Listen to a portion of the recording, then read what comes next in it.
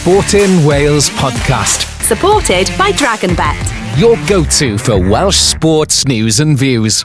Hello and welcome to the Sportin Wales podcast with me, Geraint Hardy, sponsored by DragonBet. Sportin Wales is co-founded by Gareth Anscombe and Alice Cuthbert, and you can find our Sportin Wales magazine in various gyms, leisure centres and other places right across Wales and of course online. Thank you so much for listening to this episode. Now, every week we're joined by two guests in the studio, and this week's guest, the boss, Gareth Anscombe, is back, and also Talksport reporter Laurence Mora is in the house. Gareth, welcome as always, but Laurence, it's your first time here, so welcome to the pod. Are you raring to go? Oh, absolutely buzzing. Yeah, fantastic. It's been a great weekend of Welsh sport, a couple of football wins, rugby not quite so good. I was actually down in Southampton seeing a battle between two ex-Wales club managers, so yeah, it was a good weekend. Yeah, Southampton lost, right? Yeah, Russell Martin was fuming afterwards. Fuming. Told me it was rubbish goals. You can't give away rubbish goals. Is that what he expect said? To win? Yeah. Speaking of dodgy press conferences or interviews after, I don't know if you heard this, Gareth, it was on social media last night. Steve Morrison's interview. So the ex-Cardiff City manager is now at Sutton losing, and the reporters asking him questions. That was a hard interview to listen to. Hey, listen, I've been there with Steve. He can be intense. After a match, Steve is very intense. I have to say, outside of that, I've kind of got on really well with him. But I do know that there's a few of the press boys as well down here who may not have the politest things to say about how he responds in those press conferences. I think he's got to learn. I think as a manager, look, Neil Warnock's the absolute example, right? His team don't win. They don't play well. He doesn't come out and take it out on the journalists. He gives the journalists some fun things, distracts them, throws them away from the actual performance. You know, you get up in the face of the journalist, you're only going to come off worst because they're going to hammer you when it doesn't go well. So, yeah, I think he's got a lot to learn. Yeah, you can see from the retweets which Welsh journalists don't like Steve Morrison. If you want to figure it out. Gareth, what were you like when if you lost the game? What were you like kind of doing an interview after? Did you kind of avoid it like the plague? Not really. I think players get a little bit easier than managers and coaches. They don't tend to ask such antagonising questions, particularly if you're not playing well, not performing well. Then usually, in my experience, they've been fairly accommodating. But, you know, when you see coaches and managers like you're just talking about, they tend to definitely get it in the neck sometimes, don't they? So I haven't had too bad. In my experience, it's been okay so far. Okay. Yeah. I have to say with Russ, so obviously Southampton had lost against Millwall, Neil Harris's Millwall, and so he was really frustrated. But he goes, "Oh, come on, can you go and speak to Neil? Like he's the story." And I'm like, "Come on, it's my job." He's like, "Yeah, fine." So he gives me sort of 2 minutes, and it's great. You know, it's fine. I think coaches too. Maybe the reason for that is coaches can speak a little bit more freely, can't they? I think so. Whereas players ultimately. Yeah. If you want to say something and you feel like it could upset someone or go against the order a little bit, then you're going to be a little bit reserved, aren't you? Yeah, and you guys aren't doing the tactics, are you? You're not making the substitutions. So, you know, it's like maybe performance-wise you're a bit frustrated with yourself or whatever, but actually the buck doesn't stop with you as such. Yeah, and I think maybe where they can get you is sometimes if you're a little bit emotional, and I think that's when you got to be careful. And you like to think reporters...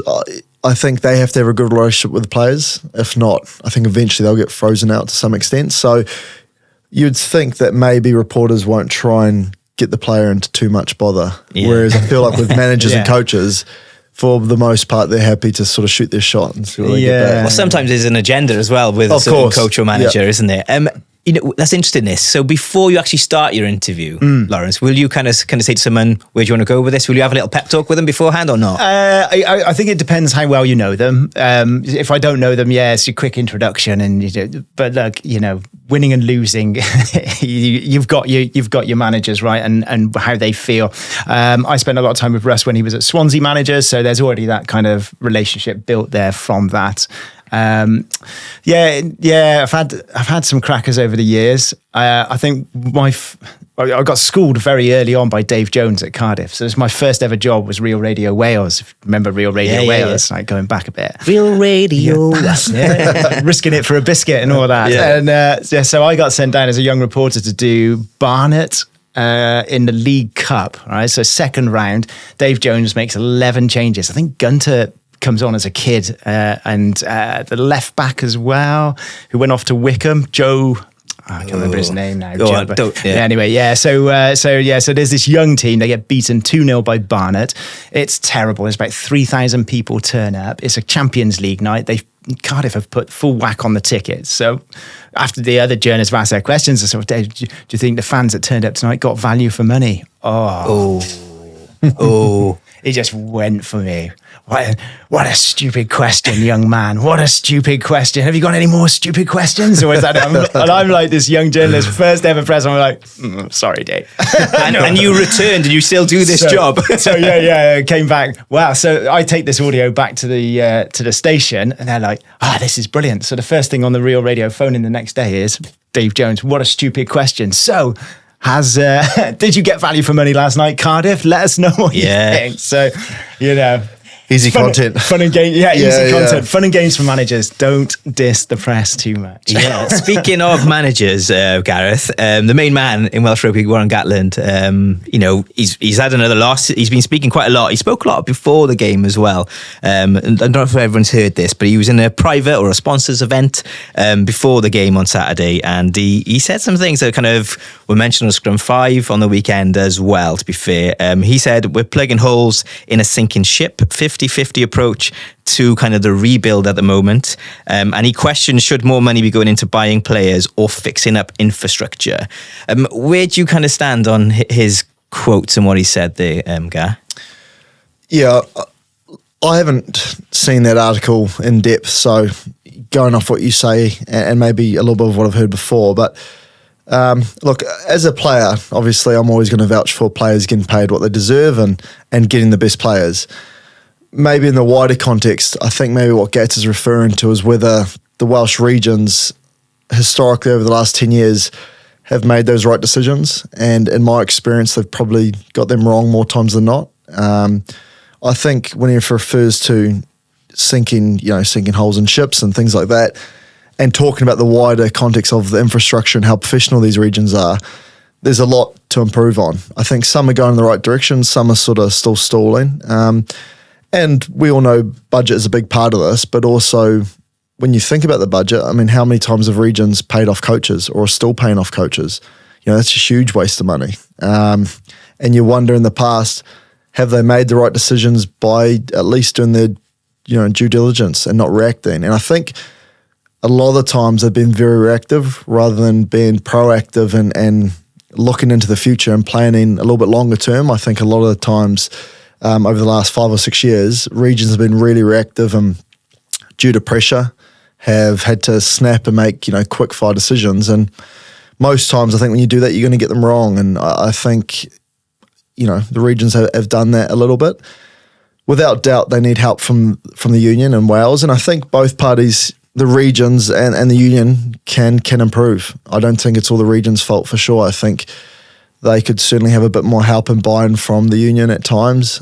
So have they got that right? They definitely haven't. So it's a broad conversation, isn't it? There's a lot to go into that. I think now you see this new investment into Cardiff. You hope they will change facilities a little bit or improve their infrastructure. It looks like they're going the right steps. They've made a couple of announcements already, I think, for the coaching staff.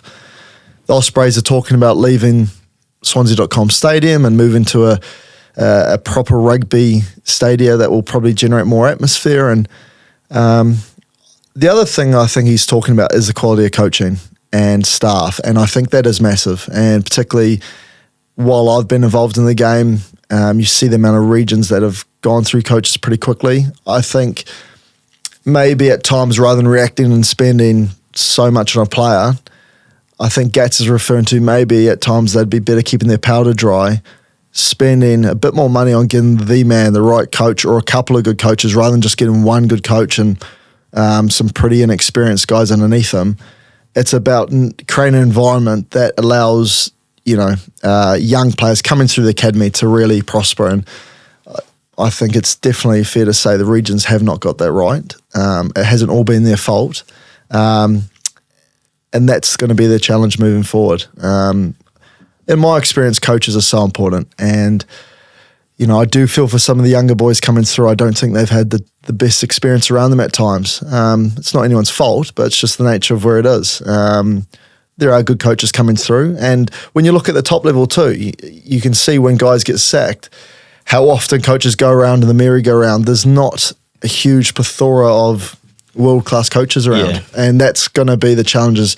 We want to develop Welsh coaches for sure. But I think sometimes in the past, my question would be, have we always just chucked in a Welsh coach because he's a Welsh coach rather than is he the right man for this place?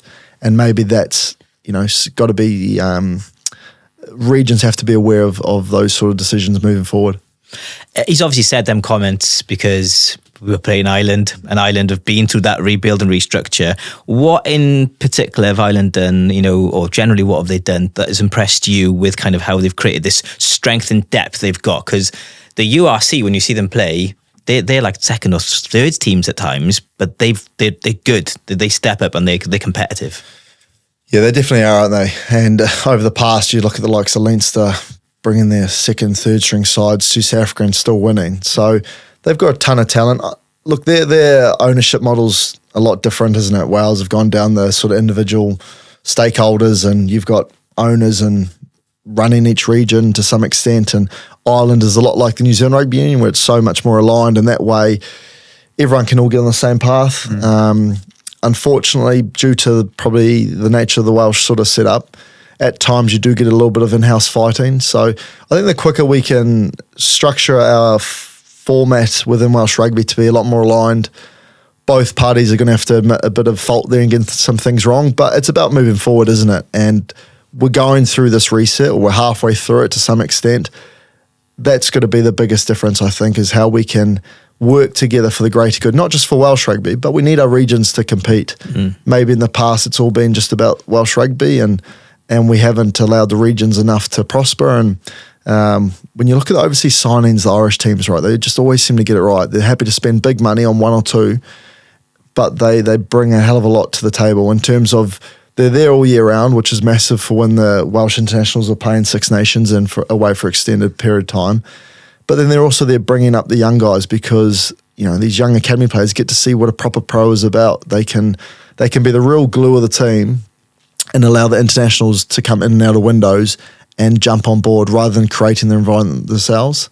I don't think the Welsh regions in the past have probably nailed the internationals, the experience they've brought in. They probably don't have the budgets to do that at the moment, which is another challenge. But we just got to get aligned. And unfortunately, it seems to be really complicated to do that. I'm not too sure why all the time. And it's about getting the right people in the right jobs, particularly up the top. And then I think that filters down rather than, from the bottom up. Yeah, it's a perfect time for Gatland to say it as well, isn't it? Because you've got Ireland there who kind of, they took care of business once again against Wales.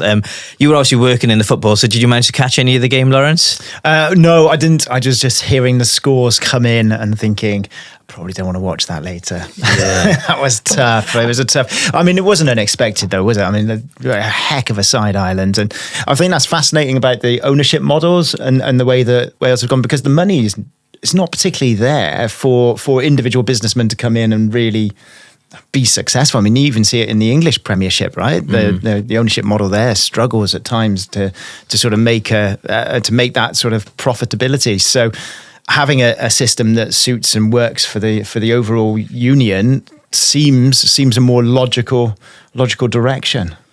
Yeah, I think so. I think that's fair. And rugby is also in a bit of a tricky spot at the moment, isn't it? It doesn't take a rocket scientist to figure that out. And right across the board, I suppose everyone's fighting for entertainment value. We've got to get bums in seats, and part of that is making the stadium experience better for viewers and getting people leaving the TV to come to stadiums. But rugby's competing against a lot of good sports, and like you say, with a business ownership model and private individuals, they've got a lot of money. Ultimately, it's a business decision, and then they've got to try to run a profit off it. And like you say, it's tough up there at the moment, and that's a big challenge in rugby at the moment as a product, isn't it? Is how we get it profitable and sustainable.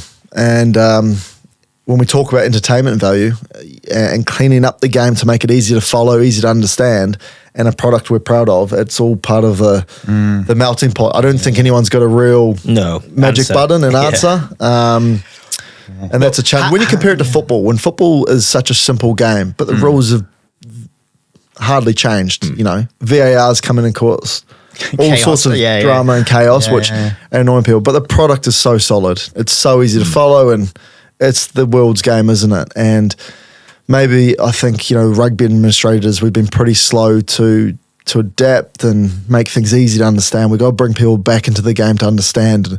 When you look at the scrum rules, the laws, the amount of stoppages due to scrums, then you're looking at, we're now trying to make the game safer with head contacts, which is great, but that brings in some extra stoppages, and we need the game to be fast-paced and encouraging open play, counter-attacking play. I think that's what people pay to see, not these stoppages we have in the game. So I think it's interesting. We had David Moffat on last week, have a fair crack at a few leading administrators in the game. I wouldn't agree with everything he says, but I do think, you know, we have to adapt a little bit quicker than what we do at times, I think, with rugby. Yeah, it's an interesting podcast, that one. If you haven't listened to it, to David Moffat, it's kind of one of them, isn't it? Whenever he speaks, you know, it's easy for him to throw the bombs from afar.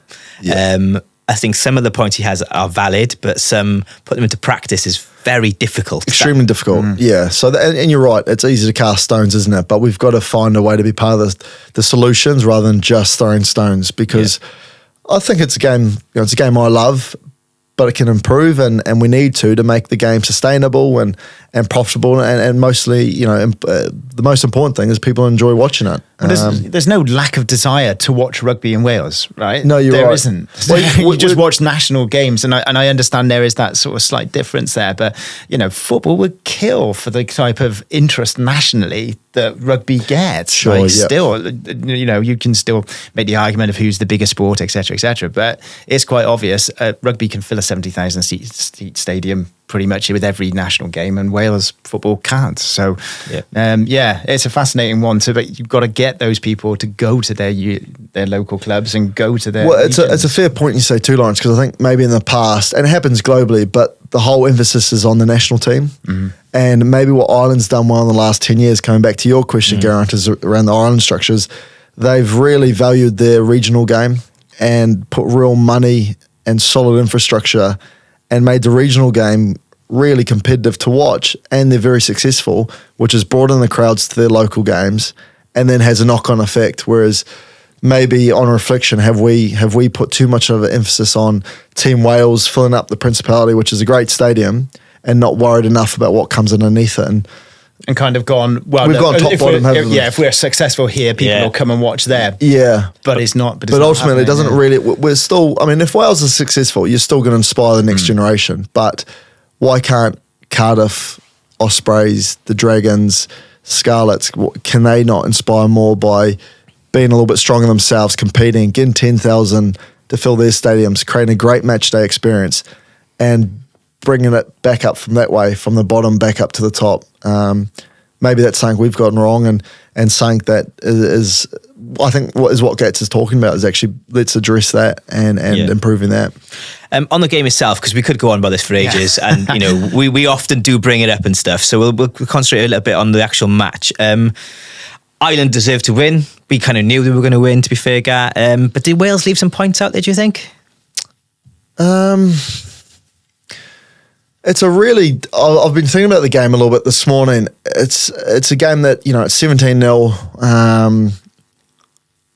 It was looking quite glum. Yeah. Again, the boys showed a ton of effort and fight to stay in it.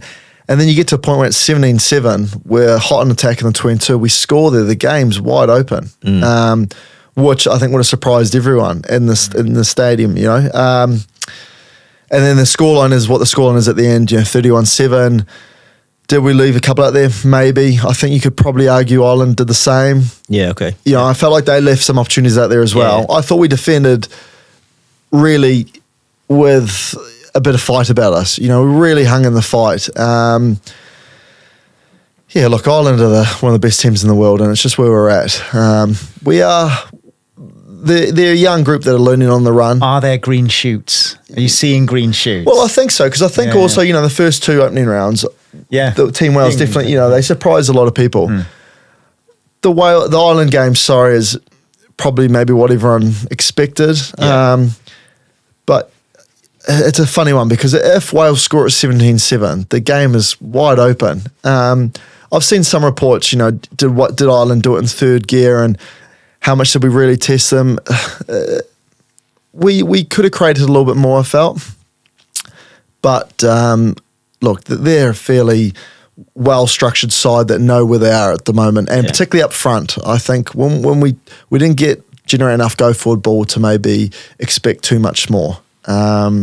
We tried to go to the area, but didn't get a hell of a lot of that. So physically, we just got a little bit out-muscled, I'd say, and because they're efficient Ireland, but they're so streetwise as well, aren't they? They're kind of a little bit naughty. Oh, of course. But in a way that you kind of go, that's fine. But you get that with experience too, don't you? Like when you start knowing where you can sort of push the boundaries, it comes with experience, whereas maybe we're a little bit naive at times and a little bit too nice. Yeah, definitely. But look, we got the last 2 games is going to be a big challenge for the boys. Big French team coming up at home. The last 2 games are at home. Italy are going to fancy themselves. But Wales could easily win these next 2, and they could also lose the next 2. So on that then, if I was in an event and Dewi Lake said the minimum he expects of the team is 2 wins at the start of the Six Nations. Yeah. So that means we have to go and beat France and Italy, right, for that? Yeah, I think I said the same. I think a fair assessment of this team would be you'd be happy with 2 wins. Yeah. So if we lose to France, for example, and we lose to Italy, have we then underachieved, regardless of how young our team is? Surely you can punch that either way, right? In terms of performance, and Scotland game was like one side to the other, one extreme to the other. And the England game, there were opportunities to win at Twickenham, and take Ireland away from it. We've only lost by 3 points in 2 games. Well, could have gone either way. Yeah, right.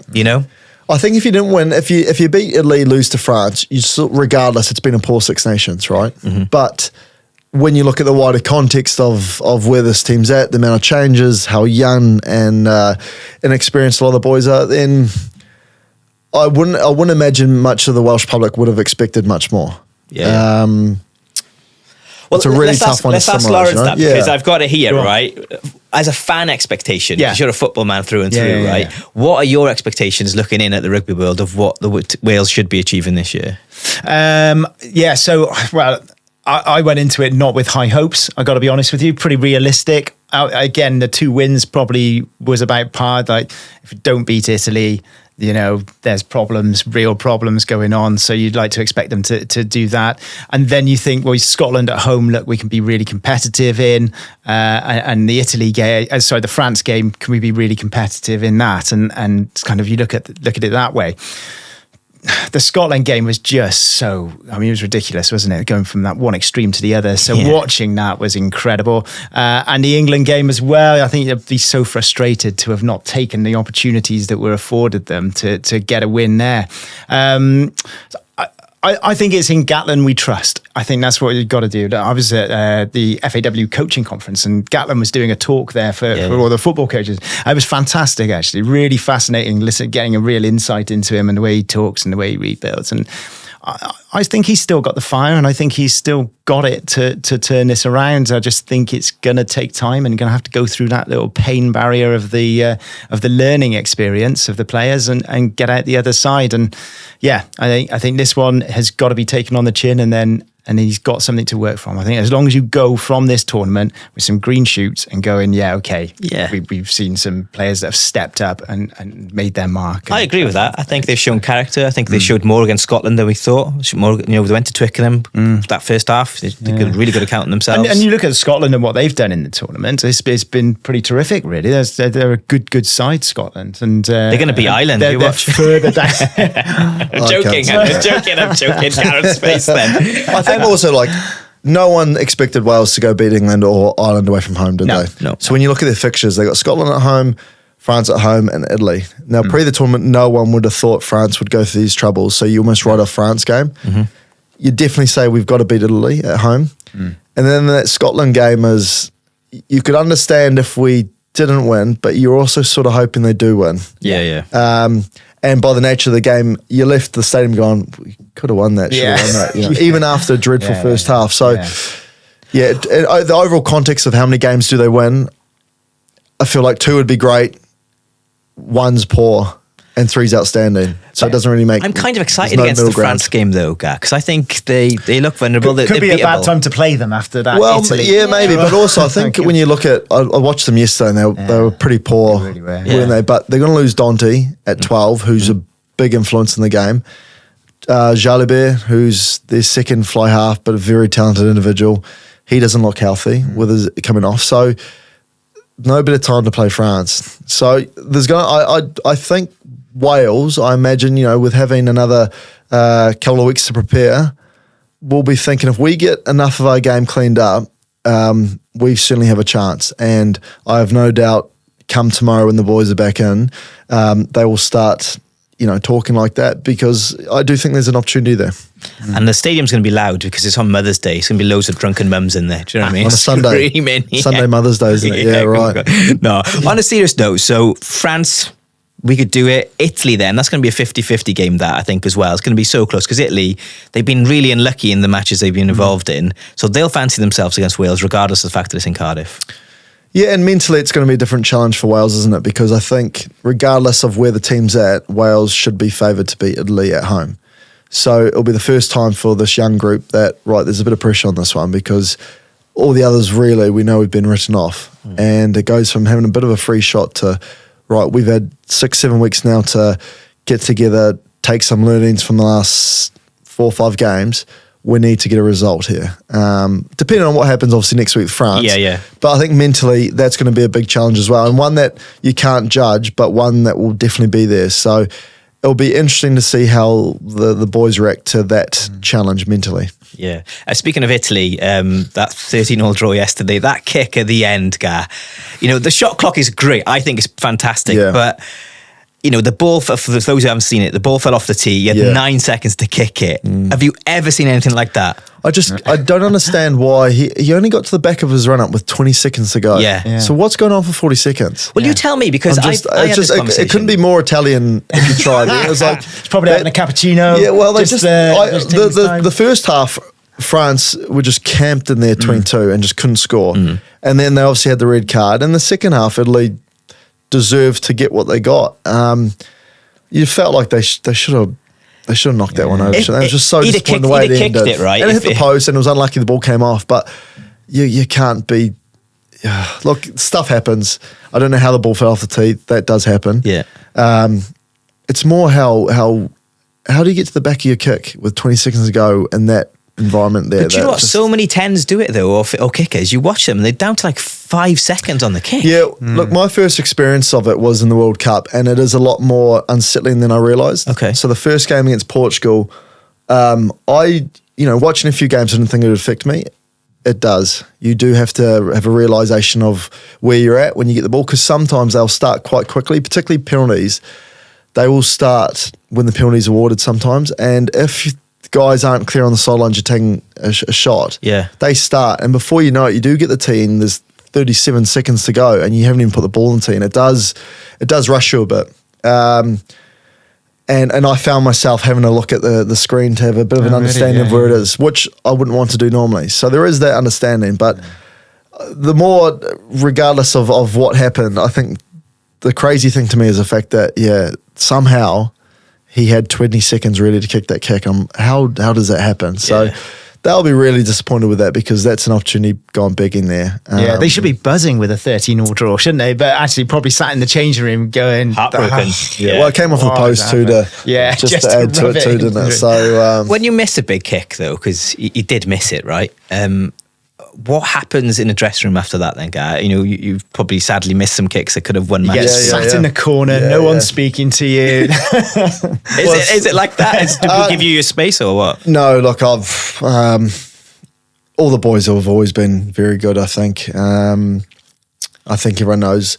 Look, if the game gets to that, there's usually a reason, so the game is about 15 guys, and as much as you want to be the guy to take that pressure and kick the kick and you miss it, most teams I've been a part of has then been about, well, why did we leave it to this one guy to get us there?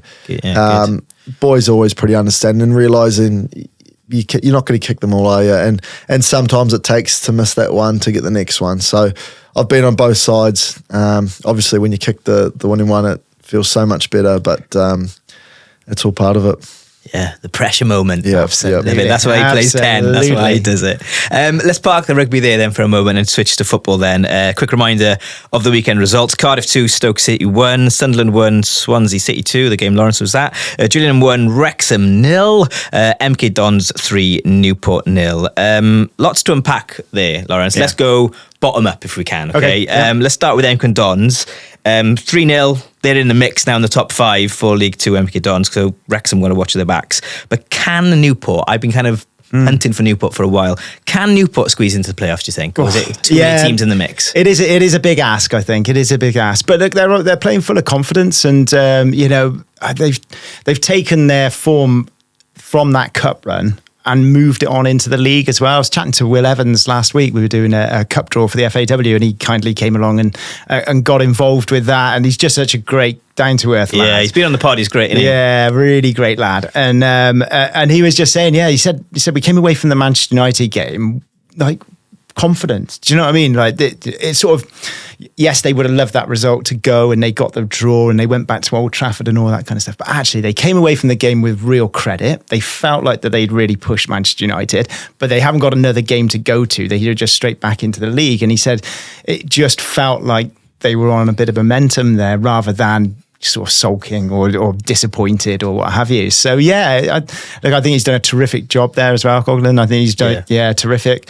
And they've got Hugh Jenkins coming in, so there's momentum in the boardroom. I think it's going to be an interesting club to watch for the next couple of seasons. I think Newport this season might be a little bit of a stretch for the playoffs, but if they can give it a good push and be in and around it, I think that's a successful season for them. Yeah. So that Hugh Jenkins acquisition of the club, for structure, what we were talking about earlier, you think that's going to be a big positive for them? Oh, without a doubt. Look, he did a terrific job up at Swansea. You saw what he built there, and the managers that he brought in, the identity that he wanted the club to go with, and he was right at the centre of all of that, Hugh.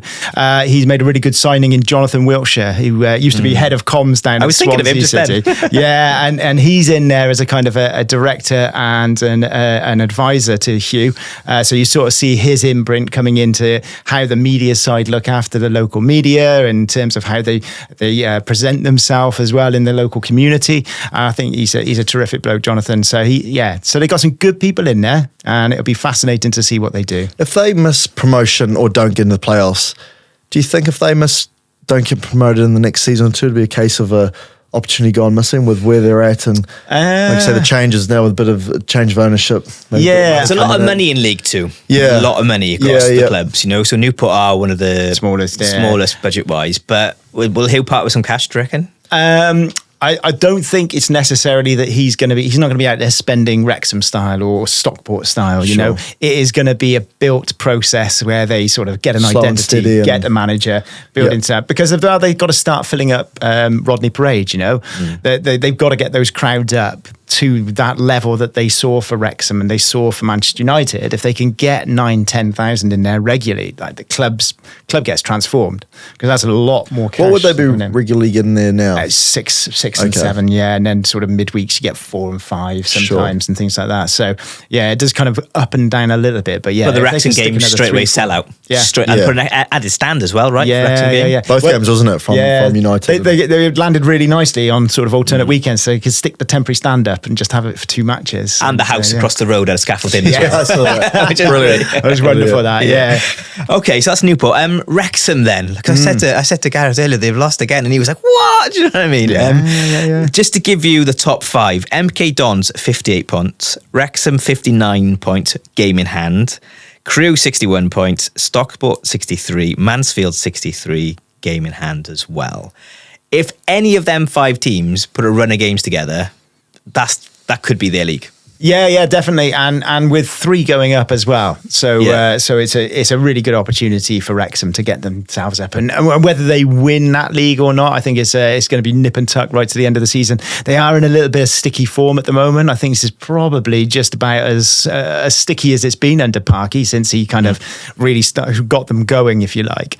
It's interesting seeing the reaction of the fans, isn't it? There's they've had so much success that all of a sudden it goes, that's it, and they all start getting a little bit bit nibbly at the panicking, man. aren't they? Yeah. It is. It's quite a strange reaction after, the whole, we're coming from nothing and what a glorious story and journey. And then all of a sudden the pressure's just starting to etch on there a bit. But in your opinion, Wrexham, they make it the top 3, they get promotion? They get top 3 this season for me, yeah. I think Parkin is just such a strong, kind of stable, grounded manager that he just kind of gets hold of that squad and they do what they have to do to get that top 3. Their run-in's still pretty good?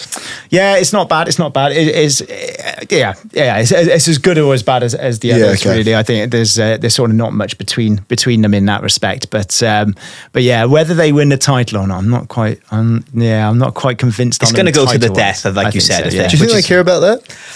I mean, well, as a player, would you want promotion to higher league, or does the title mean more to you?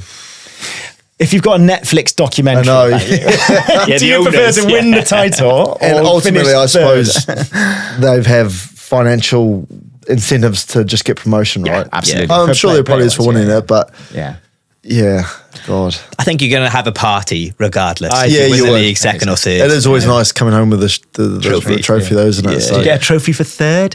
Well, you get a trophy. You for get the a medal. playoffs. You get a medal. You I must think. get medals. yeah. Absolutely. You can imagine their Netflix season must be just building nicely. There's I mean, to be fair, if you're going to look at it from a Netflix Couldn't be point any of view, better, could it? They want it to go to the playoff because there's more drama, and Yeah. that's the real one. But if you're a Wrexham fan, no to the playoffs, just It automatic. feel like all it the just way. massively killed their momentum because everything around Wrexham at the moment, it's just gone one way, isn't it? And if they missed out after the start they had, it'd be a real shame, wouldn't it? So hopefully they can sort it out. They'll be fine. I'm feeling confident. I about think that. so. And actually, I think they kind of it's interesting because that next leap into League One, the amount they have to spend then. If you think of some of the clubs at the top of League One, Some big, huge teams, historically big teams in League One. And although Wrexham have got this just ridiculous fan base, which is now mostly based in America, if you want for numbers, it's incredible. Yeah, trying to get them into the stadium and getting that cash in is going to be. Yeah, it's going to be tricky. It's going to be tricky for them. I'm fascinated to see how they kind of they deal with that as they go up through the levels. Pay-per-view. They're going to create a new model. Oh yeah, well that's it, isn't it? They would love to do that. I think He's got his own channel, Ryan Reynolds, by the EFL rules, unless he just buys the entire EFL overseas rights for America. Wouldn't put it past him. Wouldn't put it past him. Does it that way? Let's switch to Swansea because you said you know Russell Martin, the ex-manager, well. Notts County's ex-manager now, Luke Williams, in charge. Yeah. How do you assess his reign so far? It hasn't been there long, to be fair, but things seem to be quite positive from within the camp anyway. Yeah, results-wise, it's been a really, really tough run since he's gone in. I was at the game when they played Ipswich, and they gave a decent enough account of themselves. That Ipswich very strong. Just on a Welsh, so Nathan Broadhead was absolutely superb that day. He just keeps going levels. Every time I see him this season, he's gone another, and you think, wow, okay. So yeah, it'll be fascinating to see him. But in terms of Swansea, they feel like a team that Luke Williams has just taken over, and they're not his players, which is the case. And he is trying to adapt what he did with Notts County, and he's trying to adapt it to suit the players that he's been given there. If he took over Russell Martin's team at the end of last season, he would have had a really good pre-season with the type of players that play the style of football he wants. Take the chances in terms of their possession, know how to boss possession. But unfortunately, when Russell Martin left, a good number of those players left either with him or were moved on and sold. And the players were brought in for the new manager, Michael Duff, that weren't those players. They were brought in, they're direct, they're a little bit older. Different style completely. Different style completely. So now they've gone and reverted back to the Russ Martin style, but the players aren't there. So as a coach, you must be like... It seems in football in the last 5 years, particularly, a real shift in styles coming into the game, isn't it? The whole Pep style. Yeah, it does, isn't it? It's really gone from it seems, I watch a little bit of football without a ton of football, but you can tell everyone now is all about trying to play from the back, isn't it? Play from the back, hold position. You don't get the ball rather than the long bombs. And when you watch these teams, English football used to be about, wasn't it? aren't good enough to play it, and they're trying to play like Man City, and it is like. Well, that's my 8-year-old's team. I coach them, and they try and play from the back. I'm like, what are you doing? Get rid of the ball. I suppose, when we talk about the product of the game, it is so much better to watch, isn't it? When you see those glory days of Barcelona scoring some of those goals they had when Pep was there and stuff, it is phenomenal to watch. The amount of touches, one touch, it's give and go sort of stuff. Yeah. It is amazing to see when they get it right, but like you say, it takes a lot of time to coach and learn, and sometimes that clash of styles is really good. So just to go to the Southampton-Millwall game I was at, Southampton had 80% possession. They had numerous more shots on goal than Millwall, but Millwall won 2-1, and that's why Russell Martin was fuming. He was like, how can you have 80% possession and then just give away rubbish goals? And it's true, like that's brilliant. Meanwhile, the Millwall fans are all celebrating. And I saw enough of those type of games under Russ at Swansea as well, where they would dominate possession and he'd talk about the stats and all that kind of stuff, and you go, yeah, but you lost 1-0, Russ. Like every now and again, put the ball in the box and let's see what results happens, matter. But the style of play has always been important to Swansea from the Premier League years, but Luke's the guy to lead that. And I think that's what they got wrong with Michael Duff. You know, he was a bad fit from the start. His football wasn't what the fans wanted. It wasn't the culture of the club and the players that were there, so they had to sort of maneuver all of that. And I just think it was just a bad mistake. So fair play in a way to Andy Coleman, the chairman, for moving him on quite quickly and going, okay, this is a mistake we've made. Okay, but they've now got to see it out till the end of the season, make sure they don't drop into that bottom three, and then just give Luke Williams the summer really to kind of start shaping it and spend a proper pre-season with the players. Yeah, Dragon Bet will give us the odds on Swansea for the drop later on. I've seen it already on my piece of paper here. But Swansea won't go down. They're far too good. 4 points off the bottom. I know, but they're too good though, right? In a way, but look, if they hadn't gone and won at Sunderland, then it would have been panic stations a little bit, certainly amongst the fan base, that's for sure. People keep picking up points in that. Stoke are dropping like a stone, obviously, as Cardiff found this week, and you've got Sheffield Wednesday suddenly picking up back-to-back wins after they were kind of dead and buried, and it's going to be a right old bun fight to the end of the season. But I do tend to agree with you. I think Swansea will have enough, certainly at home, to pick up enough points to get them. It's such a hard league, the Championship, and Cardiff have found that, a good start, and then they go on free fall, and they're getting dragged into relegation. 4 points from 6 this week. They desperately needed them results. How do you assess Errol Bulut then as kind of what he's achieved in Cardiff so far? Because I would say Cardiff are a mid-table team, and I think because of the start Cardiff had, a lot of people forgot that. And they got carried away. Yeah. It felt like, I don't know. I have got no insight into this whatsoever, but it felt like something happened in and around that last international window in November. And for whatever reason, they have just been searching for who they are and what they were at the start of the season since then. And everything that Bulut does, he just can't quite get right. He can't get right what he had at the start of the season. Whether that's a buy-in from the players, whether that's a connection or with the players with each other, something there just stopped happening. I know he had the meetings with Tan as well just before the transfer window. Didn't seem a happy bunny after that either. He came away probably not what he wanted. His contract is up at the end of the season. He's only on a 1-year contract. I don't know. It doesn't feel like a happy camp. And I think maybe they were waiting for Ramsey to come back, maybe just to give him that little lift in and around it, and then that's kind of gone. But a really frustrating season for Cardiff. But they absolutely needed those points just to get them going again. Joe Rowell said after the game, this has to be a turning point. Do you feel it will be a turning point? They've got enough to kind of push on now, or do they need Ramsey back? Because they've got some good reinforcements, even though they didn't get a striker in January. But Turnbull looks decent. Nat Phillips looks solid at the back. Or is that striker thing going to come back and bite them in the bum? Every goal that Kiefer Moore scores for Ipswich is another dagger to the heart, right? Again. But Jeju, who they signed, obviously, he's played in the Championship for Bristol City. He hasn't started. So obviously he's not coming in. If Kiefer had signed for Cardiff, he'd have started. Yeah. So that problem isn't fixed, obviously. No, not at all. He's a good signing. JG, I watched him loads of times, obviously at Bristol City, and a terrific player. He's really well loved, I think, by the Bristol City fans, it's fair to say. And a really, really good guy. So he was a good signing, but just didn't know how fit he was or kind of where he's been in terms of his match sharpness for the season. But I'm slightly frustrated. I think Bulut's a really good manager, and sort of dealing with him post match and things like that. You can tell he's a bit of a straight talking guy. He's like, he seems like a good guy. But I've been slightly disappointed in his use of the younger players.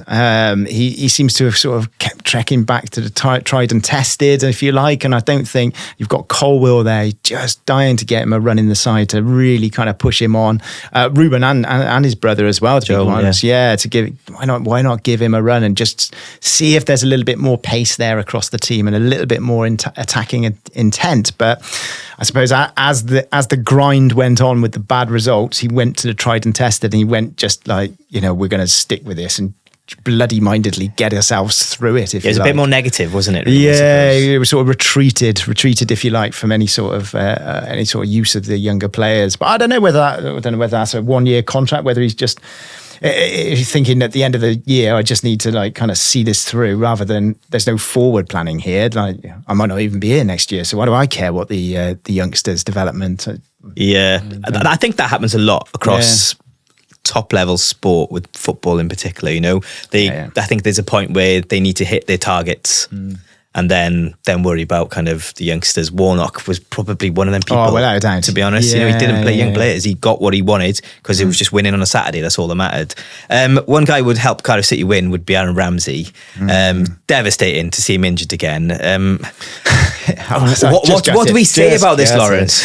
Yeah, I mean, you're a sportsman, Gareth. You the pain of missing out and not being involved, and the frustration of getting yourself back to fitness and then not being able to get out there must be excruciating. Must be really tough mentally to go through. I've got a bad knee. I twisted it playing a couple of weeks ago. I've missed 2 weeks of football, and I'm just gutted. So what Aaron must be feeling is I can't even put myself through it, because as well you've got the Wales qualifiers coming up. He obviously that in his mind. He wants to be the Wales captain, leading Wales out at the Euros in the summer. I'm sure he's absolutely desperate, and I think that's probably a big chunk of the reason why he ended up at Cardiff in pre-season. That, along with his family, and it's not quite happened for him in the way that he wants. So yeah, I just hope he's doing all right, to be quite honest with you. As a bloke and kind of as a family man, because it must be really, really tough to go through that right now. Gareth, you've also had your fair share of injuries, and you're coming back from a serious one now as well, which did have massive effects on you personally and your family, and moving back from Japan.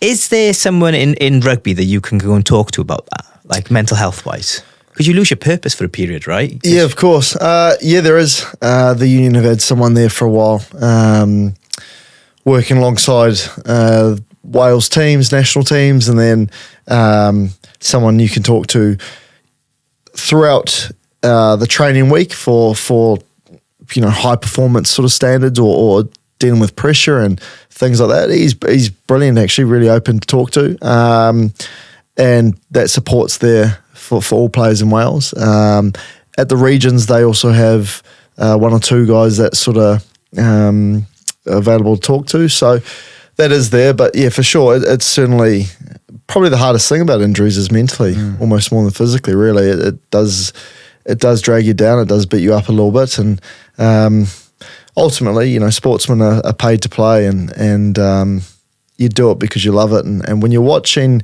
a lot, and like in Ramsey's case, coming back from an injury and it going again, a different injury, it's heartbreaking, really. So it can just be so frustrating. That's the only word to really describe it. I suppose you do get a little bit angry, a little bit angry and a little bit bitter at times, but unfortunately, it's just what happens in high performance sports. And when you're trying to compete at elite level, and the intensity of that level, these things do happen. Your body does break down, and you just got to hope that the work you put in between gets you back as quickly as you can. But yeah, gutted for Ramsey and the Cardiff fans, because like you say, you feel like he's someone that they certainly would have pinned their hopes on, being a real leader. If he's probably maybe not quite the player he was a while ago, but I'm sure he's a real leader on the pitch for them, and maybe during this run, that's what they've probably missed. And, definitely, yeah. Well, do you know what? And he's great for the fans too, isn't he? Yeah. No doubt the fans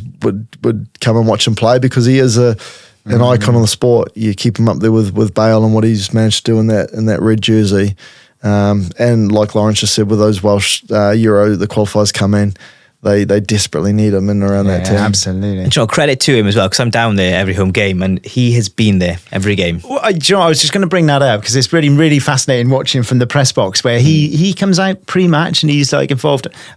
I don't know. Listen, let's hope he's still got another good couple of years in him to enjoy his career. But I think at the other end, I don't know if coaching or sort of management is something that he's looking at as a sort of future option, because it's fascinating seeing him down there on the touchline, watching the warm-ups, almost kind of being part of it, if you like, during that season. It's an interesting one too, because sometimes players use the time to, like if you've played a ton of sport or a lot of rugby in my case, a lot of the boys will use it as a chance to freshen up because it is mentally draining, all the games and the intensity of it, and it can be a nice break sometimes. However, when you are injured a lot or have had a few niggles, then it can be really tough because, like you said, it's extremely tough mentally, and you can drift from the team. You lose a sense of... Someone be isolated. Yeah, you can, and you are isolated by accident. You don't train with the team. You rehab with a conditioner, and maybe if you're lucky, there might be a few other injured boys, which actually help. Yeah, because at least you can have a bit of that dressing room banter, and you can at least chat your injury problems with them, and they can understand where you're coming from. But when you're lonely and you're sort of watching the boys train the field, you're in the gym by yourself with a conditioner, doing stuff you don't really want to be doing, it can be extremely, extremely tough. So. You hope that he can turn around this one quickly, because I think we'd all love to see him back on the pitch. Definitely. Let's hope Wales can do the business in March and then we can see Rambo in Germany. That'd be fantastic. Yeah. Okay, it's that time in the pod to look forward to the weekend's action, and to do that, let's welcome Mr. James Lovell from DragonBet. DragonBet, the bookmaker of Wales with the best odds on Welsh sport. Please gamble responsibly. Hiya James, you well mate, you okay? Yes, I'm all right, Gab. I had a bad weekend. I got the begging bowl out. It was a disaster on Saturday, so we've got a few quid you can lend me. Did you? I haven't got any quid to lend you, man. You're full of money, you bookies. You win every weekend. So tell me, what went so wrong for you this weekend? I went to Chepstow on Saturday. Never normally lose at Chepstow. It's my kind of home ground, so I'm always pretty confident. But there were 5 of the races were won by Welsh jockeys. One of the bets was £1,000 at 7-1 on the last winner. And to make it worse, the staff followed the money in. So they were all cheering and singing on the way home. And I was very, very miserable. What, your staff? My staff. My staff. They followed the money and backed it. So as it crossed the line, they're all cheering and I'm crying into my shoulders. I need someone in your staff's number so I can give a ring. Where's that WhatsApp group? I should say staff. They're ex-staff now. All sacked after that. Oh, God. But... thankfully, thanks to 2 draws yesterday, the rugby and the Caribou Cup 0-0, we could at least afford to feed the kids yesterday. So it's not too bad. He does that every week. Have you noticed? He brings his kids into it to make us all feel like, it's okay because it's about the kids. Do you know what I mean? No, I'm pulling your leg, James. I'm pulling your leg. Let's turn ahead then to the action. We'll start with football if we can. I know there's some games Tuesday night. Forest Green, Wrexham, Harrogate versus Newport as well. They're 2 points clear of Newport or Harrogate. So that's an interesting one. Have you got odds for that one, or will they be up shortly? Yeah, we've got odds for both. So Wrexham are 10-11 to win and Newport are 13-8. And we're also doing a couple of boosts on the game. So we're going 6-4 Paul Mullin to score for Wrexham. We're going 9-4 that man Will Evans to score for Newport County, or both of them to score. 7-1 as a double. Both of them to score. That's a good one. Yeah, I like that one. I might change my charity bet. I haven't heard that, to be honest with you. Okay, Saturday, it's a big one. 7-side derby. Bristol City versus Cardiff City. 12th versus 14th. 4 teams on 44 points in the championship, so it's all to play for there. Swansea Blackburn, 17th versus 18th in the championship, so that's an important one as well. And then Newport versus Mansfield and Wrexham versus Accrington Stanley. Talk us through the odds on that one. Yeah, is it a derby first of all? Because we put out a boost last year for Cardiff Bristol. 100%. Called it the derby. 100%. They derby. Hate each other, the fans. I would say some Cardiff fans I know hate Bristol City more than Swansea. There's a generation, isn't there? Like the sort of 70s, 80s, 90s kids who It's serious, right? It's the proper derby. It's a big one. Proper derby. Good. So that fella on Twitter having a go at me, you can get lost. Yeah, he's wrong. Right. Send him our way. Yeah, exactly.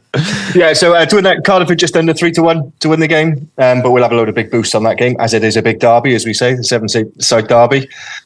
Swansea are 7-5 to beat Blackburn, and I know you were talking earlier, they're only 16-1 at the moment to be relegated, Swansea.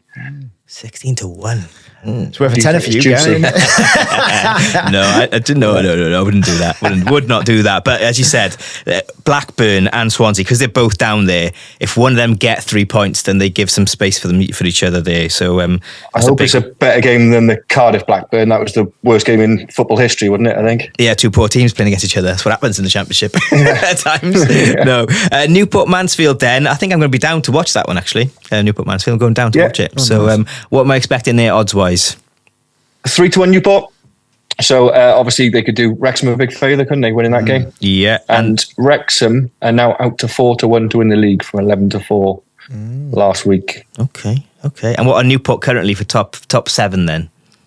Top 7, I'm not sure. They lost they'd be about 25-1 now. They were 16-1 last week, weren't they? Okay. So after the loss, about 25-1 off the top of my head. Okay. And cool. Wrexham to beat Accrington Stanley. Wrexham are 8-15, so heavy favourites, and they're going to do it, aren't they? Yeah, that should be should be 3 points. But we've said that many a time this season already. Six Nations. Then, how did the betting go with that? Because you had a few specials on for that. Obviously, you had a severe handicap as well on Wales, I think.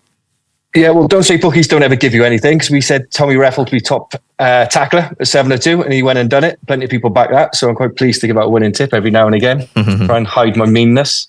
So yeah, it was all right. There's loads of money for all the teams, to be honest, but a draw in the rugby was beautiful. France getting beat yesterday, like I said, got me right out of trouble.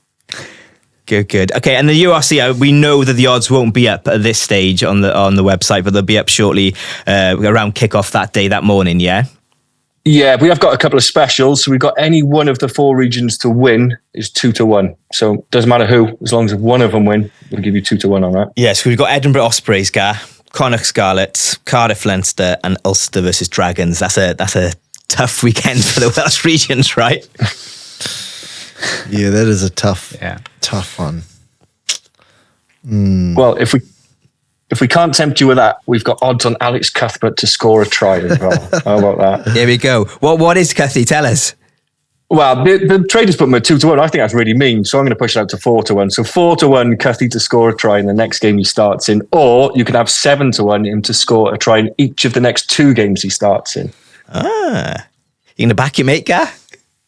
I'll talk to him. I'll see how he's feeling. Yeah, because he was due to start last game, but then he got a bit of a cold, right? Yeah, he was sick. Yep. I think he picked up a bit of a flu, so didn't train that much. So he had about 20 minutes off the bench. So like James said, he'll need to start to get a bit of time on the ball. Just quickly as well, you doing co-coms on that game that he came on. Were you kind to him? Oh, I tried my best. He had a couple of nice touches. He got smashed once by Stockdale, but he got him back. So no, that was a great finish. Yeah, it was, wasn't it? It was a bit of a bore beforehand, but the last 10-15 minutes got pretty exciting actually.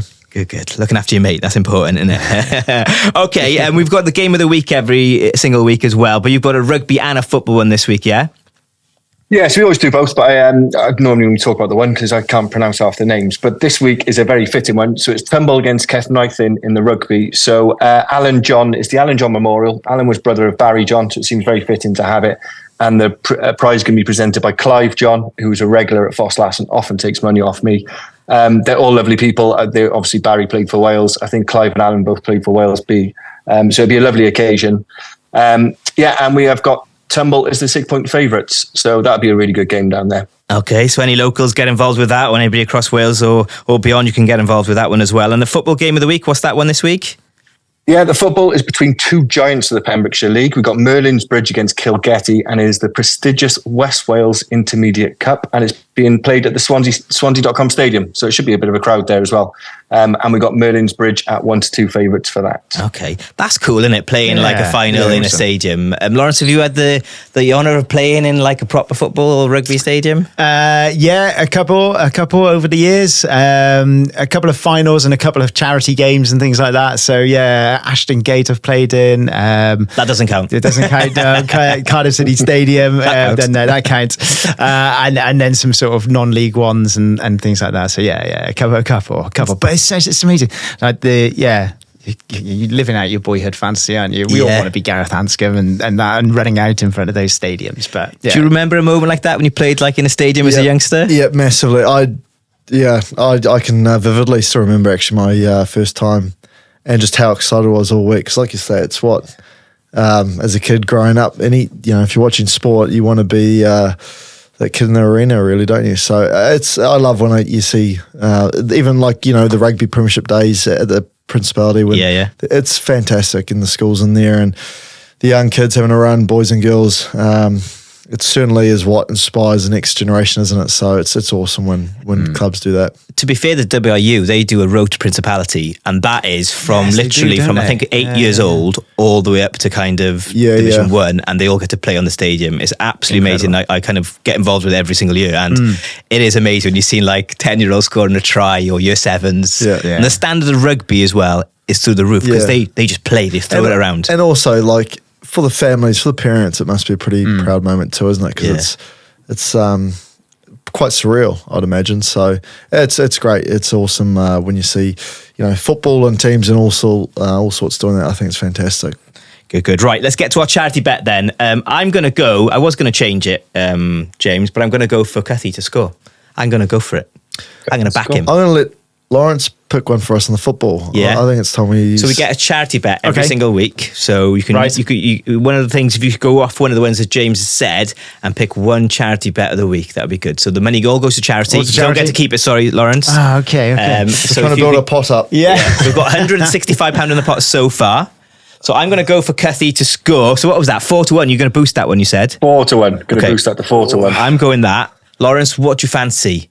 From ones that you've spoken about? Or if from you can, that'd be great. Should we go for a Ruben Colwill and Cardiff 2-1 win? Okay. Can you give us odds on that one? The price for that should be juicy, That should be juicy. Give me, I'll get back to you on that one, but it's on anyway. Colwill score anytime and Cardiff win. There we go. That's noted. We're on. That'd be amazing if that happened in a derby.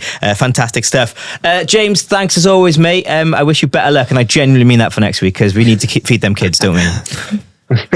Cheers, boys. Be lucky. Cheers, James. Have a good week, James. And for you listening, remember, all your betting needs are covered from the lower leagues to the top leagues with Dragon Bet, the only place for Welsh sporting fans to bet. So get involved with the bookies that looks after Welsh sport, but of course, please gamble responsibly. I was quite jealous of him being in Chepstow, by the way. Well, so I'm from Chepstow. That's my hometown. Yeah. So I know that Saturday was a big day there. They had the Six Nations big screen up, a whole race day and all that kind of stuff. So as I was driving back from Southampton, I was driving through town and seeing the remnants of We will hook you up with James Lovell. Next year, book the weekend off and you're there. We'll sort you out. Excellent. Cheers, James. Good. You survived, Laurence. Thanks for your contributions. I really enjoyed it. Yeah, brilliant stuff. Thanks very much for having me. Where are you next in the football ground?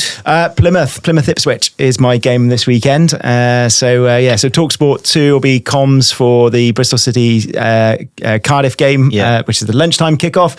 They've decided that the Swansea Blackburn doesn't really tickle their fancy, so I'm getting sent down to Plymouth for Plymouth Ipswich, which will be a really good game, actually. It's good for Wales. You can keep an eye on the Welsh boys That's it, yeah. Back seeing the three lads there. And Gareth, I know you've had a nice weekend in Celtic Manor, chilling with some friends. What's this week? Recovery? Back training. Just get back into it. Quiet weekend, which would be nice and needed. Just back in training with the boys. Good. Right. Thank you to Laurence, and thanks to Gareth, and thanks to you for listening as well, wherever you're listening from today. Remember, we'll be back next Monday for more Sporting Wales chat, and you can follow us on Instagram at Sporting Wales, or pick up the Sporting Wales magazine in various sport clubs, gyms, leisure centres, and lots of other places right across Wales, and of course online. Or you can subscribe at sporting.wales to have it in your inbox, and please click follow on this podcast so it's delivered to you as soon as it's out every single Monday. Tell your friends about us and share the love, and we'll catch you next week. Wherever you go, wherever you are, enjoy your Sporting Wales week. Sportin' Wales podcast. Supported by Dragon Bet. Your go-to for Welsh sports news and views.